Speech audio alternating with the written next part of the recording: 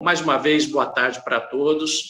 Nós vivemos realmente um contexto de muita excepcionalidade, inclusive com a necessidade de recursos de tecnologia, da informação e da comunicação, que muitas vezes, como a gente sabe, às vezes é pela infraestrutura, a internet cai, ou às vezes é relativo a aparelho, equipamento, como aconteceu agora comigo, mas, enfim, também não seria diferente se nós estivéssemos de forma presencial, porque também de forma presencial, às vezes é problema no trânsito, é problema no deslocamento, enfim, são coisas que todos nós estamos sujeitos. Agora, o nosso objetivo é, mais uma vez, a gente compartilhar com vocês sobre as relações de trabalho em tempos de pandemia. Porque, como a gente sabe, independente da situação, independente do contexto, nós temos obrigações que precisam serem cumpridas. Nesse caso, é a situação especificamente das relações de trabalho nesse tempo de pandemia. No mês passado, quando nós, então, começamos a falar sobre essa realidade que atinge, infelizmente, a todos nós iniciamos falando, por exemplo, sobre o grande desafio que envolve tanto as autoridades, o poder público, quanto cada um de nós envolvidos nas relações de trabalho, num binômio entre a necessidade de isolamento, quarentena, para poder manter a saúde de todos, e a necessidade da manutenção da atividade econômica, não é verdade? Então, hoje a gente começa, dentro dessa nossa fala, colocando exatamente esse contexto relacionado com um outro desafio que se dá exatamente nesse contexto que nós estamos vivendo. Então, vejam, nós falávamos sobre o contexto da palestra anterior, quando nós iniciamos a abordar essa temática, relação de trabalho em tempos de pandemia, quando nós abordamos as questões relacionadas com a suspensão do contrato de trabalho e a concessão de férias.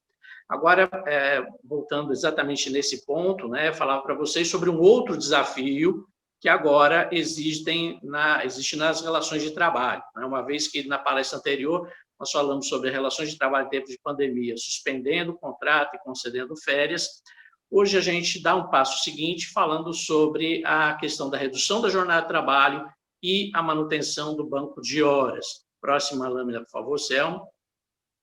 Vejam que, então, nesse contexto, nós falamos, então, agora sobre um outro desafio, que é entre a redução da atividade e a manutenção dos empregos. Superado, então, o primeiro momento em que, até eventualmente, alguém tenha optado pela suspensão dos contratos de trabalho, ou, de outra forma, se alguém optou pela concessão de férias, quer fossem férias individuais, mesmo que antecipadas, ou concessão de férias coletivas, nesses dois casos que nós falamos na palestra passada, que envolvia a questão da não atividade, da paralisação da atividade, é o que ocorre quando você suspende o contrato, quando concede férias. Agora, na verdade, a gente fala sobre uma outra situação. Atividade eventualmente reduzida, não a plena carga, mas, ao mesmo tempo, a necessidade de manutenção dos empregos. E aí, então, que entramos exatamente no objeto da nossa fala de hoje, que o primeiro passo é sobre a redução de jornada e trabalho. E aí, partindo para a próxima lâmina, a gente começa, então, a mostrar para vocês que o primeiro aspecto, que é a redução de jornada e salário, não só no contexto da pandemia, mas inclusive fora dele, porque a atividade empresarial ela passa por intercorrências e isso pode impactar em qualquer circunstância, em qualquer momento, não só nesse contexto de pandemia. E um ponto que é preciso a gente colocar desde o começo é que um dos princípios que regem as relações de trabalho é o princípio da irredutibilidade salarial. Esse princípio da irredutibilidade salarial, ele determina que a redução de salários só é possível mediante negociação coletiva de trabalho. Isso está no artigo 7º do inciso 6 da Constituição Federal. Eu vou pedir para voltar para a nossa tela principal, sair do compartilhamento, para a gente poder falar, ainda que rapidamente para vocês, sobre esse contexto, e aí a gente volta aqui para as nossas lâminas, uma vez que nós temos essa questão relacionada com a possibilidade de que, eventualmente, se tenha que reduzir a jornada de trabalho por vários motivos, por várias circunstâncias. Pois não. Então, gente, olha só, são coisas que acontecem nesse contexto de pandemia, né? Muitas vezes, às vezes um microfone fica ligado, às vezes a câmera fica ligada no momento em que a pessoa do outro lado não tenha se preparado. Você já deve ter visto, inclusive, que essa tem sido uma questão que tem levado até a demissão por justa causa na relação de emprego, né? Porque não é pelo fato de estar num ambiente remoto, através de teletrabalho, home office, em contato através de uma videoconferência, que a postura não deve ser a mesma do ambiente de trabalho, também por óbvio. Então, são coisas que nós todos temos que nos ajustar nesse tempo de pandemia, não é verdade? E como a gente vinha falando, então, nesse contexto de pandemia, quando a atividade reduz, eventualmente fica o empregador entre a cruz e a espada. Ou seja, ele não consegue manter a mesma atividade econômica regularmente, com o mesmo nível de receitas que tem, mas, ao mesmo tempo, as despesas continuam. E a gente sabe muito bem que, nesse ponto, uma das questões mais relevantes são as despesas com a manutenção do quadro de pessoal, porque envolve não somente os salários pagos diretamente, mas os encargos sociais também.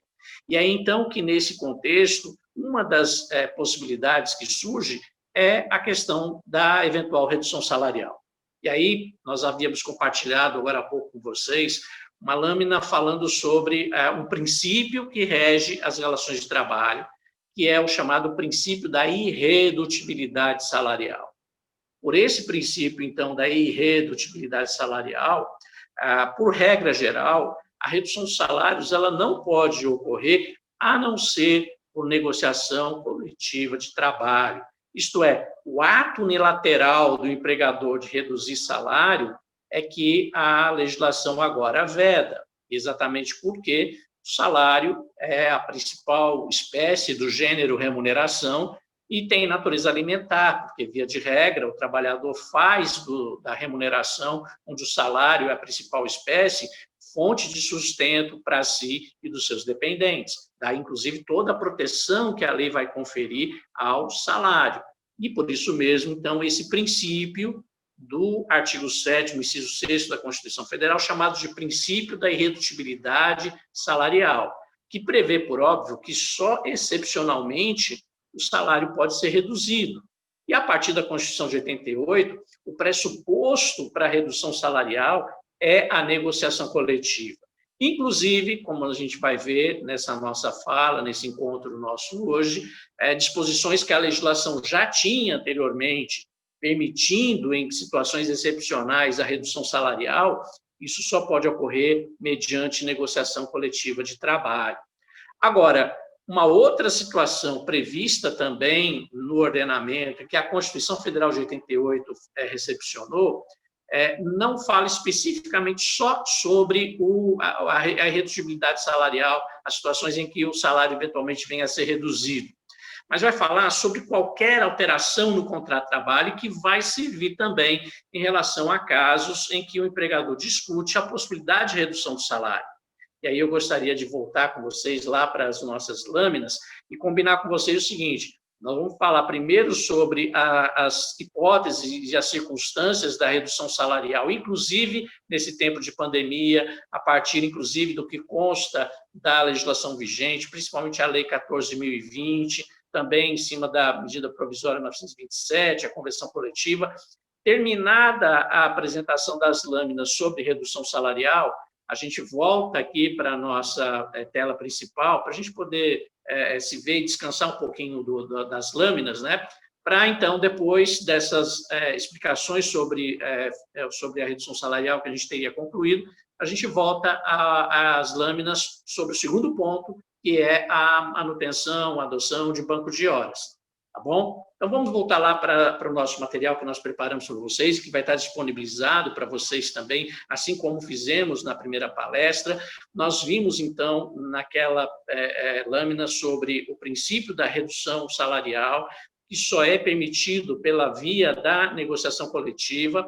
Agora, na lâmina seguinte, vocês vão ver que há uma disposição que já estava prevista na CLT, mesmo antes da Constituição Federal, e que se encaixa também nas situações, por exemplo, de redução da atividade econômica. Ou seja, há uma disposição no artigo 468 da CLT, a lâmina seguinte agora, que diz expressamente isso que vocês estão vendo agora na tela. Voltando à lâmina anterior, veja, artigo 468 da CLT, como está aí, os contratos individuais de trabalho, só é permitida, gente, só é lícita a alteração das respectivas condições por mútuo consentimento e, ainda assim, desde que não resultem direto ou indiretamente prejuízos ao empregado. Isso se aplica também para a redução salarial, ou seja, é possível, por exemplo, que, não havendo um prejuízo direto ou indireto para o empregado, o próprio trabalhador peça uma redução de salário, porque interessa a ele. Vamos dar um exemplo aqui. O trabalhador vai fazer uma faculdade, e aí o horário em que ele entra em aula com o horário que termina a jornada de trabalho inviabilizaria o curso superior dele. Então, ele pede ao empregador, por conveniência dele, empregado, se o empregador concorda em reduzir a sua jornada, por exemplo, em 1 hora, e com isso também ele teria redução em 1 hora da sua remuneração, para que ele possa estudar. E o empregador, eventualmente, naquela circunstância, daquela função que é exercida, ele permite, ele concorda, então essa redução salarial, que teria sido de iniciativa do empregado e não do empregador, porque é conveniência do empregado e, por isso mesmo, não resulta direto ou indiretamente prejuízo, porque o próprio empregado tomou essa iniciativa, isso é possível e faz, então, um aditivo contratual, onde, a partir daquela data, e tudo documentado, pedido documentado do empregado, nesse caso, por exemplo, a prova da instituição de ensino, mostrando que realmente há uma incompatibilidade de horários, tudo levando, então, a essa modificação de jornada e, por consequência, de remuneração, e não vai infringir a legislação e nem será por negociação coletiva, mas por uma iniciativa individual do empregado. Agora, nós sabemos que essa é uma situação que, na maioria das vezes, não é o que ocorre. Próxima lâmina, por favor. A gente vai ver que existe também essa situação aí, nessa previsão do artigo 503 da CLT, que nesse momento de pandemia, muito se falou sobre casos de força maior ou em função de prejuízos devidamente comprovados, que a CLT já previa a possibilidade de redução de salários e jornada em até 25%, né? E que o artigo 503 não fala em negociação coletiva. O problema, mais uma vez destaco para vocês, é que essa redação era anterior à Constituição Federal de 1988. Ou seja, a partir de 1988, com a Constituição Federal atual, mesmo em casos de força maior ou prejuízos devidamente comprovados, como prevê o artigo 503 da CLT, que a redução ela seria máxima em 25%, também está condicionada à negociação coletiva. Então, veja que aqui, o artigo 503, que é anterior à Constituição Federal de 88. Então, nessa redação, e que muita gente agora na pandemia falou, não, a empresa pode fazer redução diretamente, porque o artigo 503 da CLT não condiciona. Só que essa disposição ela é anterior à Constituição Federal de 88. Então, a partir de 88, mesmo nesse caso, que inclusive pode ser usado não só para um contexto como esse de pandemia que nós estamos vivendo, qualquer dificuldade que a empresa venha a passar, que seja devidamente comprovada, em caso de força maior, ela pode pedir ao Sindicato dos Trabalhadores, em função do artigo 8º, inciso 6º da Constituição Federal, a negociação coletiva para a redução proporcional de jornada e salário, nesse caso, não superior a 25%. Agora, vejam que na lâmina seguinte, eu destaco o que se considera força maior ou o que não se considera força maior. Vamos para a lâmina seguinte, então, e eu quero chamar a atenção para vocês exatamente sobre isso, porque muitas vezes essa questão da força maior ela não é corretamente compreendida, ou seja, não é qualquer circunstância que vai levar a essa possibilidade de redução proporcional de jornada e salários. Vejam, o artigo 501 prevê que força maior é todo acontecimento inevitável em relação à vontade do empregador e para a realização do qual esse não concorreu direto ou indiretamente. Ou seja, se o empregador tiver concorrido para essa circunstância que ele alega ser força maior, ela não será efetivamente assim considerada. Então, é um acontecimento inevitável em relação à vontade do empregador. E o empregador não pode ter concorrido direto ou indiretamente, porque se o fez, ele não pode alegar força maior depois. Esse artigo ele vai permitir, inclusive, uma discussão que tem se feito muito hoje em dia sobre a questão de pagamento de indenização em caso de rescisão. Essa é uma outra situação que, óbvio, não é o objeto da nossa fala hoje. Nossa fala hoje é sobre a redução proporcional de jornada e salário, que, em caso de força maior, é possível, mas só mediante negociação coletiva a partir de 1988. Tá?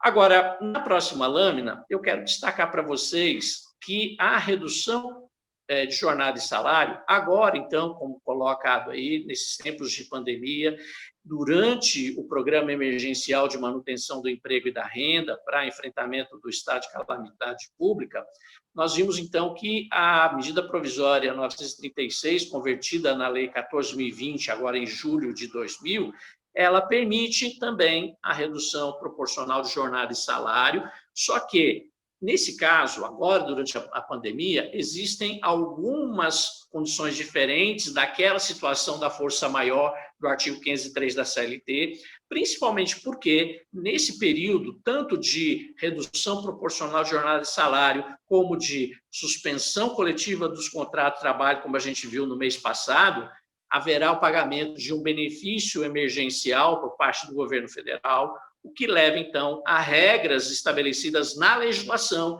e não na negociação coletiva. Vamos para a próxima lâmina, falando, então, especificamente sobre a redução de jornada e salário nesse contexto. Como todos nós sabemos, o setor de rochas ornamentais do Estado do Espírito Santo, dando um passo adiante, se antecipando, inclusive, a essas medidas do governo federal no final de março, início de abril, nós iniciamos uma negociação que culminou no mês de abril com uma nova convenção coletiva que incorpora textos de um aditivo que a gente fez ainda no final do mês de março desse ano, a convenção anterior, e a convenção atual que entra em vigor dia 15 de abril, quer dizer, 15 dias antes da data base da categoria, que é 1º de maio, e vai até 30 de abril do ano que vem.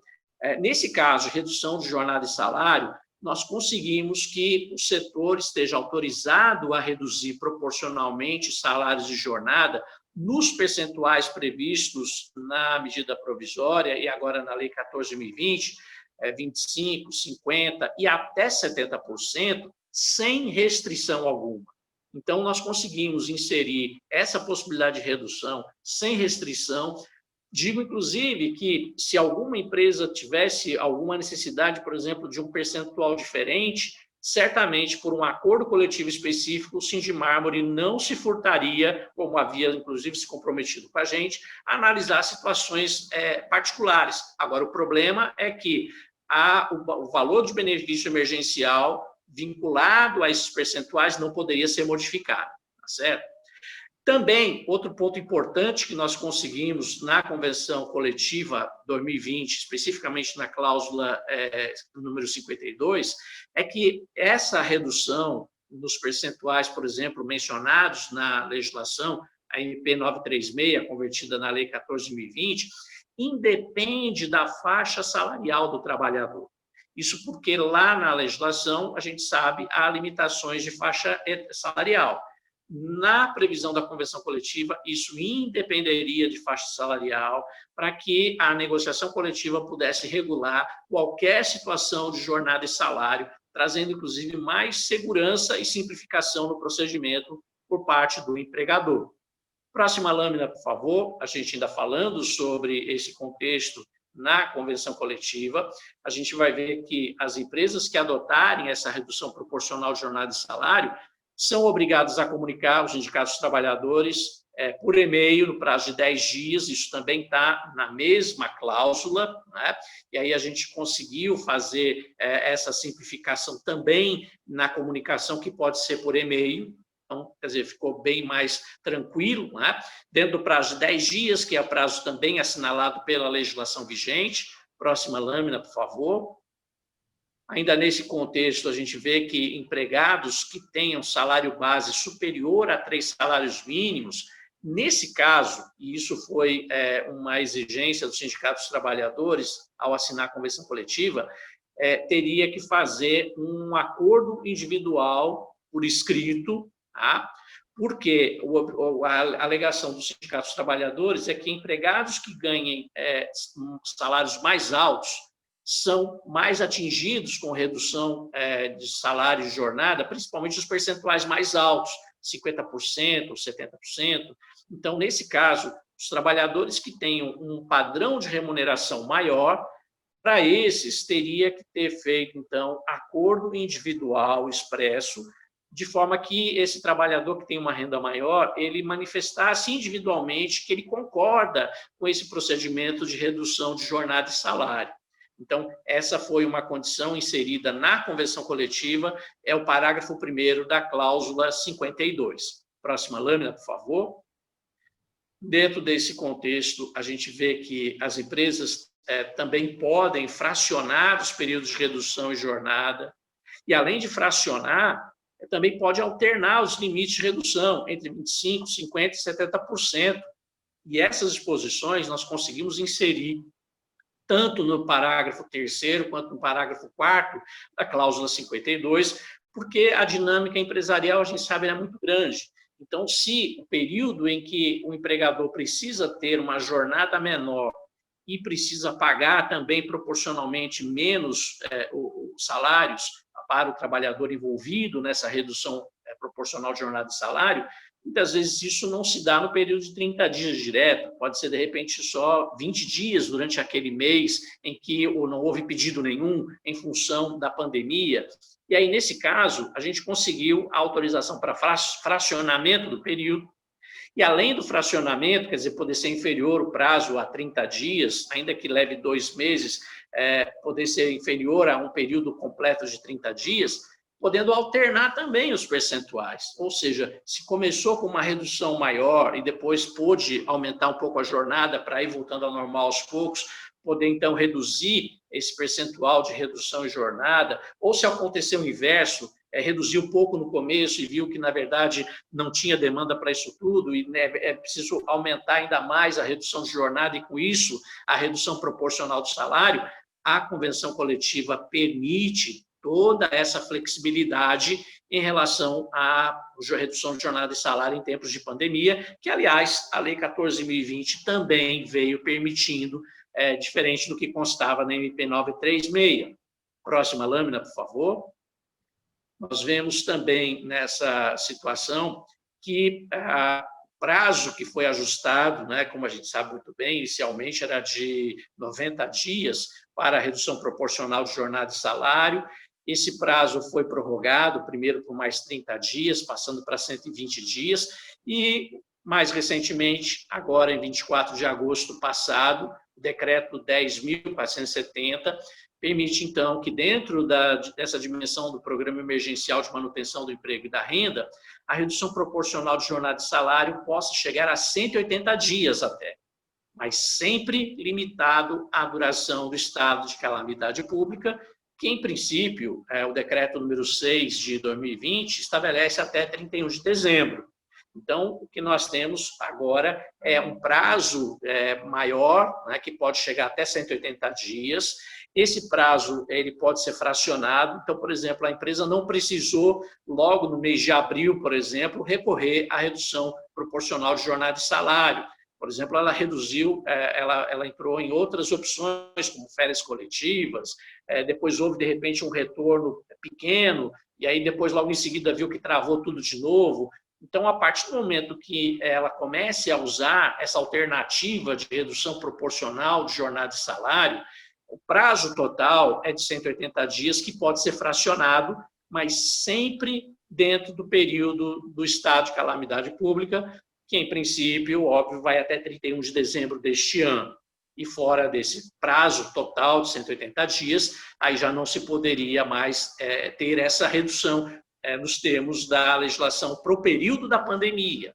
Próxima lâmina, por favor. A gente vê ainda nessa situação relacionada com a redução de jornada e salário, que esse período ele vai cessar, ou seja, a jornada e o salário anterior são restabelecidos em 2 dias corridos, e esse prazo é contado ou da cessação do estado de calamidade pública, então, eventualmente, se alguma empresa estiver na prática de redução de jornada de salário até 31 de dezembro, até 2 dias corridos depois, né? Então, a gente vai ter aí até o dia 2 de janeiro, teria que retornar à jornada normal e o salário normal. Esses 2 dias corridos podem ser contados da data do encerramento do período pactuado para a redução. Se, por exemplo, agora, a empresa parou tudo agora e ainda tem como fazer a redução proporcional de jornada de salário e vai fazer por 30 dias. Então, 2 dias após o prazo ajustado, volta a jornada e o salário normal. Ou ainda, como prevê a legislação, a possibilidade até de antecipação dessa data, né? Ou da data de comunicação do empregado sobre a antecipação do fim do período de redução, porque, eventualmente, então, a empresa recorre a esse mecanismo de redução proporcional de jornada de salário, estabelece um acordo, então, uma previsão de 60 dias de redução proporcional de jornada de salário, mas com 30 dias vê que já é possível voltar à jornada normal e restabelecer o salário normal. Então, 2 dias após essa comunicação aos empregados de que o empregador, então, precisa retornar à situação de normalidade, essa situação ela se efetiva. Tá? Então, a redução proporcional, nesse período de pandemia, ela vai seguir esse prazo para entrar em vigor, ou 2 dias após o fim do prazo de calamidade pública, que é só 31 de dezembro, isso se não houver nenhuma prorrogação, que, se Deus quiser, não vai acontecer, né? Da data do encerramento do prazo ajustado coletivamente, que aí pode ser 30, 60, 90, pode chegar no máximo 180 dias, né? Ou da comunicação, se caso a empresa precisar antecipar o prazo que inicialmente estava previsto. Tá bem? Próxima lâmina, por favor. Ainda nessa questão de redução de jornada e salário, é preciso chamar a atenção, mais uma vez, de que empregados que receberem o benefício emergencial de preservação do emprego e da renda têm garantia de permanência no emprego de forma provisória durante o período da redução e ainda pelo mesmo prazo após o final desse período. Então, exemplo, trabalhador que tenha tido 30 dias, 60 dias de redução proporcional de jornada e salário, quando voltar à normalidade, se foi 30, ele vai ter mais 30 de garantia de permanência no emprego. Se foi 60, ele vai ter mais 60 dias de garantia de permanência no emprego, sempre o mesmo prazo em que ele ficou submetido ao benefício emergencial de preservação do emprego e da renda. Agora, mais uma vez, como nós fizemos na palestra do mês passado, quando falamos da suspensão do contrato, que leva também a esse benefício e que também leva a essa mesma garantia de permanência no emprego durante o período de afastamento e igual período posteriormente, as gestantes têm uma disposição especial. Isso porque o artigo 10 da Lei 14.020, que, por óbvio, não foi reproduzido na Convenção Coletiva, na cláusula 54, porque a Convenção é de abril e a lei que converteu a MP 936 é de julho. Ela estabelece que, no caso da trabalhadora gestante, esse prazo de garantia de permanência no emprego, ele começa a correr no final do prazo da garantia de permanência no emprego que está prevista no ato das disposições constitucionais transitórias, que, no caso da convenção coletiva, também tem um prazo 30 dias a mais para garantia da gestante, de emprego da gestante. Só quando terminar o prazo de garantia pela gestação, é que começaria o prazo da garantia de permanência no emprego por ela ter recebido o benefício emergencial de preservação da renda e, nesse contexto, ter, então, a redução proporcional dos seus trabalhos da jornada também. Certo? Próxima lâmina, por favor. vamos ver se, nesse caso aqui, como a gente já entra na questão do banco de horas, eu gostaria só de voltar ali para a nossa tela principal, mais uma vez, até para a gente poder descansar um pouquinho aqui da projeção, para não ficar só com a nossa projeção, que inclusive a gente consegue também se ver um pouquinho, né, em relação a esse contexto, para mais uma vez chamar a atenção para vocês sobre uma situação que não é comum, que a gente sabe, casos de redução proporcional de jornada e salário são situações excepcionais. Nós temos uma notícia do Sindicato dos Trabalhadores que, no caso do setor de rochas ornamentais, foram poucas as empresas que precisaram recorrer a esse mecanismo, mas essa é uma informação que eles nos passaram de modo muito informal, a gente não sabe efetivamente quantas tenham feito essa opção de redução proporcional de jornada e salário, nesse contexto de pandemia. Agora, vejam que, como eu destaquei para vocês, essa possibilidade de redução proporcional de jornada e salário, ela não é só para esse tempo de pandemia, e ela vai sempre reclamar a negociação coletiva. E se for nesse tempo de pandemia, então tem que submeter a essas regras excepcionais, tanto da Lei 14.020, que converteu a medida provisória 936 em lei, inclusive acrescentou alguns dispositivos, a MP 936, como, por exemplo, a gente acabou de falar agora sobre a situação da trabalhadora gestante, que tenha sido submetida a essa situação, e que o prazo de garantia provisória no emprego tenha essa diferenciação em relação aos demais trabalhadores, né? Mas em qualquer situação que a empresa eventualmente venha a passar por uma situação de redução grave na atividade econômica e podendo alegar com isso uma situação de força maior, mas sempre quando ela não tenha concorrido direto ou indiretamente para isso, por exemplo, por má gestão. Se aquela crise for por má gestão, então qualquer ação do empregador e que tenha concorrido para essa alegada situação de força maior, essa força maior não se caracteriza. Se não foi por uma situação alheia à vontade do empregador e para a qual não concorreu direto ou indiretamente, em qualquer contexto, inclusive fora da pandemia, poderia, pela negociação coletiva, pedir a redução proporcional de jornada e salário coletivamente. Tá certo? E aí, então, gente, separei para a gente falar hoje também, ainda que nesse tempo rápido e, infelizmente, com essas imperfeições de tecnologia que a gente tem, mas a gente também precisa falar sobre uma outra situação nesse contexto de relações de trabalho em tempos de pandemia, fora a redução proporcional de jornada e salário, uma vez voltando à atividade econômica normal, mas é uma possibilidade importante, que é a adoção de banco de horas, ou seja, um sistema de compensação de horas.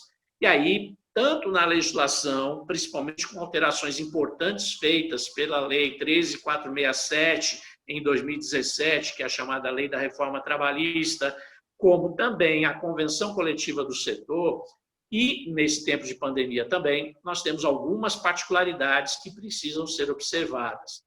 E aí, então, peço mais uma vez, né, a licença ao Celso, que está conduzindo aí a nossa atividade, pode voltar para a projeção, para as nossas lâminas. Agora, no segundo ponto, que é a adoção do banco de horas. E aí, então, a gente vai ver nessas lâminas que a gente vai compartilhar rapidamente com vocês. Nesse caso, quais são as cautelas que cada empresa deve adotar, tanto no contexto da pandemia quanto fora da pandemia, tanto em função da legislação quanto em função da convenção coletiva de trabalho. Vamos, então, agora para a questão relacionada com a compensação de horas, a adoção de banco de horas.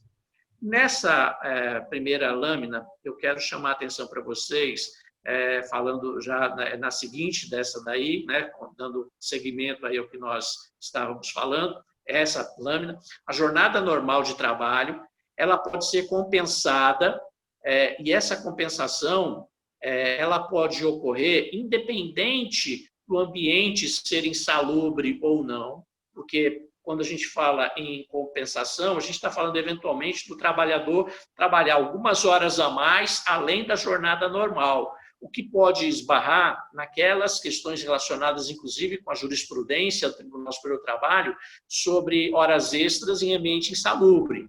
Então, a nossa convenção coletiva, ela passou a permitir, na cláusula 14ª da convenção atual, 2020-2021, que a compensação, quer dizer, trabalhar mais um dia para folgar em outro, esse trabalho além do horário, ainda que seja para compensação, ele pode ser feito ainda que o ambiente de trabalho seja insalubre. E ainda, independente também de autorização específica, porque havia uma discussão em relação à necessidade de autorização específica por parte, agora, do Ministério da Economia, em havendo trabalho insalubre. Então, a convenção permite, inclusive, a compensação, além da prorrogação, independente do ambiente ser insalubre ou não, independente de qualquer autorização específica, mas coloca algumas condições. Então, a primeira delas, que a gente chama a atenção no final dessa lâmina, é que o excesso de trabalho num dia não ultrapasse 2 horas. Isso está na cláusula 14ª da Convenção Coletiva. Então, se eu preciso de um trabalho a mais para poder entrar num banco de horas, uma compensação, não pode ser mais do que 2 horas por dia, porque a própria Constituição Federal coloca limites em relação a isso e remete à legislação ordinária, e na legislação ordinária, o artigo 59 da CLT prevê que não pode passar de 2 horas além do horário normal, certo? Próxima lâmina, ainda em relação à questão da compensação, eu chamo a atenção que esse regime de compensação, ele pode ser estabelecido por meio de acordo individual. Esse acordo individual pode ser tácito ou escrito. O que é um acordo tácito? Acordo tácito é aquele onde não foi necessário eu fazer ele por escrito, mas a própria execução da atividade, ela demonstra essa aquiescência, principalmente por parte do trabalhador. É o chamado acordo informal. Nesse acordo informal, que a lei chama de acordo tácito, né, se eu vou fazer a compensação dentro do próprio mês, então eu não preciso fazer pela via coletiva. Então, a compensação de horas, ela pode ser feita dentro do próprio mês, e dentro do próprio mês não preciso de acordo coletivo e não preciso nem de acordo individual por escrito, porque ele pode ser tácito. Então, bastaria o quê? O empregador fazer uma comunicação ao empregado. Olha, essa semana nós vamos trabalhar mais 1 hora por dia durante 3, 4, 5 dias, vamos trabalhar nos dias X e X 2 horas por dia a mais, e vamos compensar na semana que vem. Então, dentro desse contexto, que é uma compensação dentro do próprio mês, não é necessário nem acordo individual escrito, porque ele pode ser tácito, muito menos o acordo coletivo, não precisa de acordo coletivo, mas desde que a compensação ocorra no próprio mês, tá certo? Isso está previsto no artigo 59, parágrafo 6º da CLT, e como a convenção coletiva não prevê nada em contrário, a compensação no mesmo mês independe de negociação coletiva. Bom, próxima lâmina, por favor. Ainda falando sobre essa questão da compensação de forma em geral, na convenção, nessa mesma cláusula 14ª, parágrafo 1º, a gente tem a questão de compensar, por exemplo, o sábado, que é geralmente aquilo que quase todo mundo faz quando não precisa trabalhar dia de sábado, principalmente nas áreas administrativas, né? Se acontecer de o sábado ser feriado, então não haveria compensação. Se não haveria compensação, se o empregado trabalha mais 4 horas de segunda a sexta, de terça, segunda a quinta, de terça a sexta, 1 hora a mais, para não trabalhar o sábado, não poderia. E aí, nesse caso, se o empregador optar por manter a jornada com as horas de compensação, nesse caso vai ter que remunerar como extra, porque, por óbvio, essas horas a mais, elas não estariam compensando um sábado que não vai precisar ser trabalhado, já que o sábado é feriado. Tá? Situação ao contrário está na lâmina seguinte, próxima lâmina, ainda na cláusula 14ª, agora o parágrafo 2º, se o feriado ocorre no meio da semana, quer dizer, num dia que eu estou fazendo também compensação do sábado, essa hora a mais que eu trabalharia para compensar o sábado também, então o empregador pode distribuir essa hora a mais nos demais dias, porque, claro, o repouso remunerado daquele feriado quita apenas a jornada daquele dia, né? Não envolve a hora que você trabalharia a mais para compensar o sábado, que seria normal. Então, essas duas disposições, parágrafos 1º e 2º da cláusula 14ª, que fala em compensação em relação ao sábado, quando o feriado ocorre no sábado ou o feriado ocorre durante a semana em que eu estou compensando o sábado, então eu tenho que estar atento nesse mecanismo, ou para poder, então, distribuir as horas em outros dias da semana, ou não fazendo a compensação, porque senão eu posso ter um passivo trabalhista. Mas isso em relação à compensação de forma geral, tá bom, gente? Próxima lâmina, por favor. Nós vamos ver agora, então, nessa próxima lâmina, uma outra questão de compensação, que é também objeto sempre de dúvidas e perguntas em algumas vezes, que é a questão da jornada 12 por 36. A jornada de 12 por 36, ela é uma jornada compensada. Por quê? Porque o empregado trabalha 12 horas, a jornada normal é de 8. E a gente sabe que se fizer hora extra, no máximo 2, chegaria no máximo a 10 horas por dia. Para alguém trabalhar, então, 12 horas em um dia, a legislação só permite agora, a partir da inserção do artigo 59A na CLT, em raras oportunidades, e desde que haja uma compensação de folga com 36 horas subsequentes. Então, a jornada de 12 por 36 é uma jornada compensada, em que o empregado trabalha 12 horas, mas, em seguida, ele tem 36 horas consecutivas de descanso, que é a jornada 12 por 36. No nosso caso, do setor de rochas, muito embora nós tentamos por várias vezes que a autorização já fosse dada em convenção coletiva para a adoção da jornada 12 por 36 indistintamente, o Sindimármore não tem concordado. Então, o que o Sindimármore concordou e a gente tem na convenção coletiva? É possível jornada de 12 por 36, mas por acordo coletivo firmado com o Sindimármore. Agora, se forem motoristas, os empregados envolvidos, motoristas da indústria, como o motorista é uma categoria diferenciada, pode fazer por acordo individual escrito, por conta do artigo 235F da CLT, que permite para os motoristas o acordo individual escrito. No caso, temos também convenções assinadas com os sindicatos de motoristas que reproduzem essa mesma redação do artigo 235F da CLT, mas isso só para motoristas. Se não é motorista, a indústria de rocha ornamental, para fazer 1236 por enquanto, que é uma jornada compensada, o empregado trabalha mais para poder folgar depois, em seguida, tem que fazer acordo coletivo com o Sindimármore, pelo menos por enquanto. Próxima lâmina, ainda nessa questão então relacionada com compensação, a gente vai falar sobre especificamente o banco de horas. A questão do banco de horas, ela foi inserida na CLT com uma alteração no parágrafo 2º do artigo 59, e nós conseguimos trazer isso para a convenção coletiva. Então, agora, na questão do banco de horas, especificamente, como regime de compensação, a gente segue a convenção coletiva porque ela traz particularidades que o parágrafo 2º do artigo 59 da CLT não traz. É o caso, por exemplo, na convenção atual, a convenção 2020-2021, a cláusula 16ª. O que ela fala de forma geral? Veja, que a adoção do banco de horas ela pode ser por acordo coletivo com o Sindimármore para compensação em até 1 ano. Vocês vejam que agora há pouco nós vimos que se a compensação é no próprio mês, eu não preciso de acordo coletivo.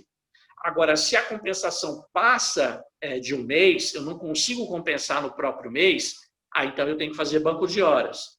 Para fazer banco de horas, nós temos na legislação falando que é possível, em até 6 meses, a compensação por acordo coletivo. Nós conseguimos com o Sindimármore estender isso para 1 ano. Né? E aí, então, em 1 ano é possível, por acordo coletivo, também limitado a 2 horas diárias. Estabelecemos a proporcionalidade da compensação, quer dizer, é 1 por 1. Então, o empregado trabalha 1 hora a mais, ele vai folgar 1 hora depois também. Então, em princípio, não há, inclusive, discussão sobre se a hora que eu estou compensando a mais, se ela deveria ser paga a 50%, a 110%, eu não entro nesse mérito. A compensação no banco de horas para o setor de rochas é sempre na proporcionalidade de 1:1. Trabalhou a mais 1 hora, compensa 1 hora depois. Trabalhou ao longo do período 10 horas, eu tenho 10 horas de compensação, independente de quando essas horas tenham sido feitas. E ainda tem a previsão de não ultrapassar o limite de 10 horas por dia, como prevê a legislação também. Então, isso em relação ao banco de horas, por acordo coletivo do Sindimármore, cláusula 16ª, que ainda tem algumas restrições também. Próxima lâmina, por exemplo. Nessa compensação, adoção por banco de horas, a gente vê que a validade do banco de horas por acordo coletivo, ela vai depender de provocação ao Sindimármore. Então, o empregador vai ter que procurar o Sindimármore, dizer que quer adotar um banco de horas para compensar em até 1 ano. O Sindimármore vai convocar os trabalhadores envolvidos para uma assembleia, e essa assembleia é que vai deliberar. E, por maioria, ela pode decidir, não precisa ser pela totalidade, pode ser por maioria, e aprovando, leva à implementação do banco de horas. Essa assembleia que o Sindimármore vem a convocar, ela tem que observar o artigo 612 da CLT, isso é, prazo para convocação, quórum de instalação, quórum de deliberação, que aí vai obedecer o estatuto do Sindimármore, tá certo? Próxima lâmina, por favor, ainda sobre essa hipótese, a gente vai ver que também há condição estabelecida para um acordo coletivo para banco de horas. Na próxima lâmina, a gente vai ver aí que essa possibilidade, a banco de horas por acordo coletivo, está condicionado à concessão de um intervalo de 15 minutos antes da prorrogação da jornada e ainda fornecimento de lanche por parte do empregador. Isso está no inciso 4 da cláusula 16ª. Obviamente que essa é uma situação que a gente sabe que nem todo mundo pode fazer. Agora, se quiser fazer acordo coletivo para banco de horas, compensação em até 1 ano, vai ter que se adaptar a essa exigência que, por enquanto, é o que consta da convenção coletiva, tá bom? Próxima lâmina, por favor. Ainda nessa questão sobre a adoção de banco de horas, a gente vê que agora, no contexto da pandemia, e a gente já está chegando aqui ao final dessa explanação, né, que durante o estado de calamidade pública previsto pelo Decreto 6 de 2020, quer dizer, até 31 de dezembro, nós conseguimos inserir lá no final da convenção a cláusula 51 com normas um pouco diferentes para o banco de horas.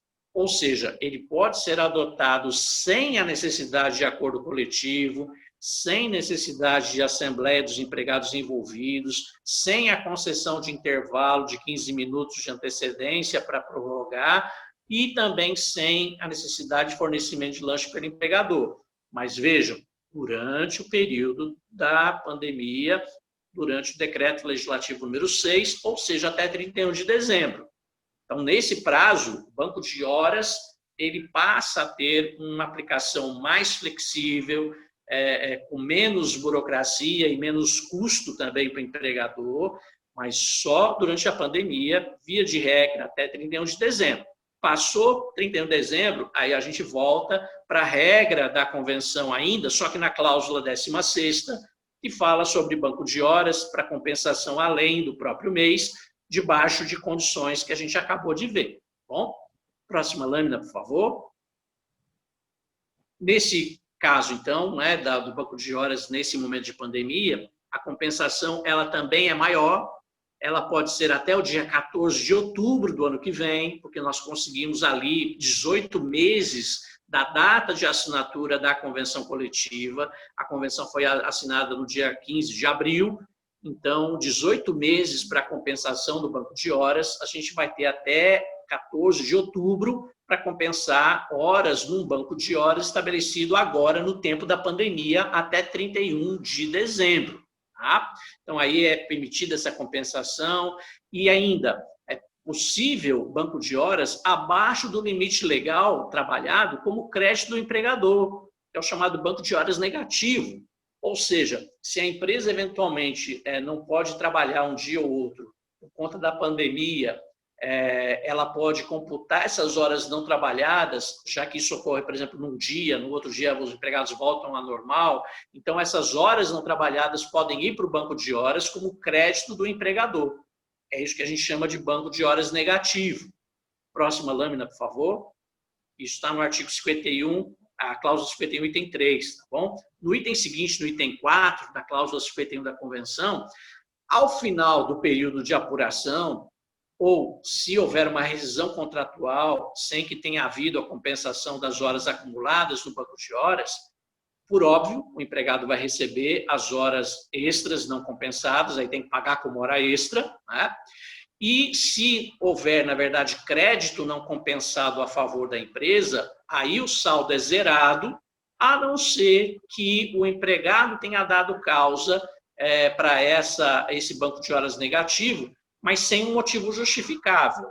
Por exemplo, se ele teve faltas injustificadas, não apresentou atestado, então foi computando horas negativas para ele no banco de horas, horas de crédito para o empregador. E aí, nesse caso, poderia haver uma compensação, inclusive, em rescisão contratual. Se não foi um motivo sem justificativa, então também o empregador não pode compensar horas negativas, teria que zerar o saldo.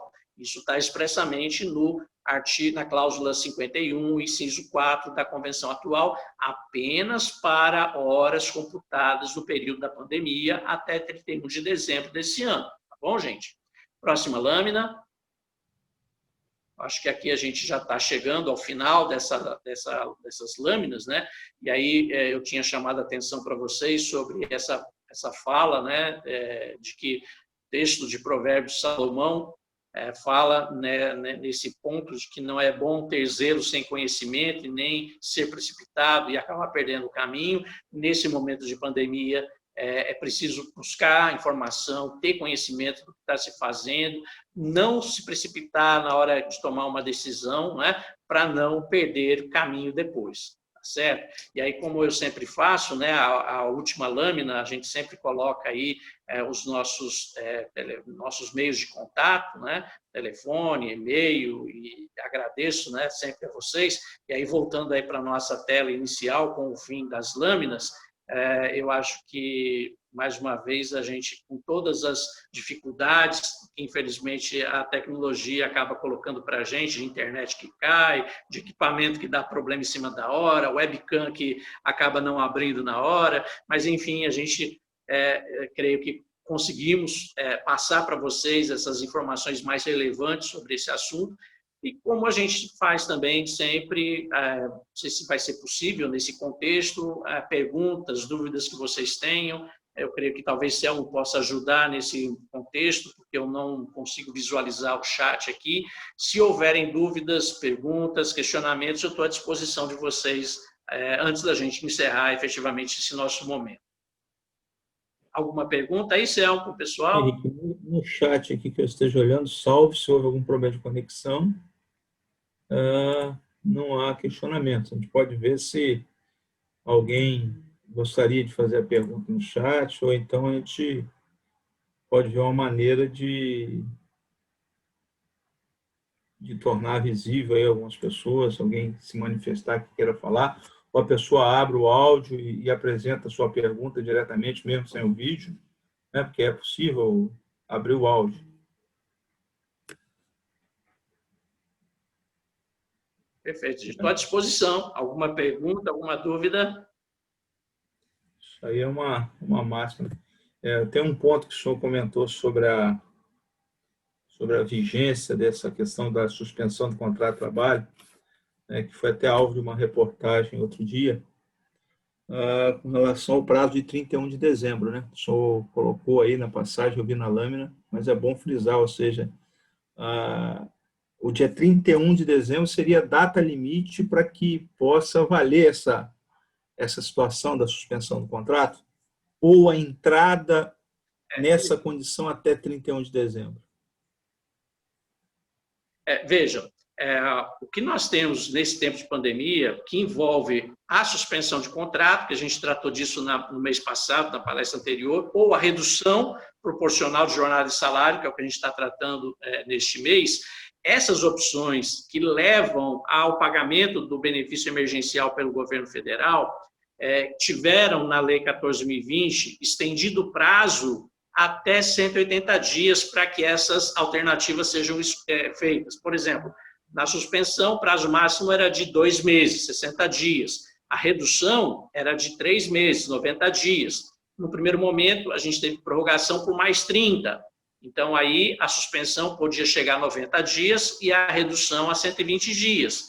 Agora, a última alteração, feita agora dia 28 de agosto passado por decreto federal, ambas as situações podem chegar a 180 dias. Agora, esse prazo, que é para poder cumprir esses acordos, ou de suspensão ou de redução proporcional de jornada de salário, no máximo chega até 31 de dezembro para praticar efetivamente ou a suspensão, que a gente viu mês passado, ou a redução proporcional de jornada de salário, que a gente está vendo nesse mês.